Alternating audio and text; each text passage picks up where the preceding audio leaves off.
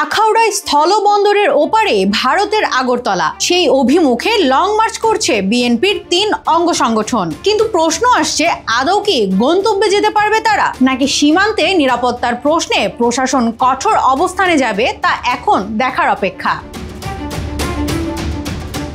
আগরতলা বাংলাদেশি হাইকমিশনে হামলা এবং ভারতের নানাবিধ অপপ্রচারের প্রতিবাদে এ লং মার্চ আয়োজন করেছে বিএনপির ৩ সংগঠন। তবে ভারত এই হামলার পর দুঃখ প্রকাশ করেছিল,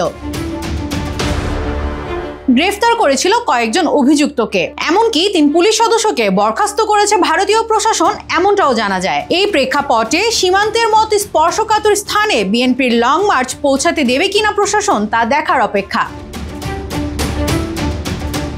২০০০টি গাড়ির বিশাল বহর নিয়ে ১১ ডিসেম্বর সকাল ৯টায় যাত্রা শুরু করেছে বিএনপির নেতাকর্মীরা। আগরতলার বাংলাদেশ সীমান্ত আখাউড়া স্থলবন্দরে শেষ হবে এই লং মার্চ। সীমান্তে উত্তেজনার বিষয় মাথায় রেখে সাধারণত সীমান্ত এলাকা পর্যন্ত লং মার্চ কর্মসূচি পৌঁছাতে দেয় না প্রশাসন। এর আগে ২০১৩ সালে পানি চুক্তি নিয়ে তিস্তা অভিমুখে লং মার্চ ডেকেছিল বিএনপি, তবে প্রশাসনের বাধায় শেষ পর্যন্ত গন্তব্যে যাওয়া হয়নি সেবার।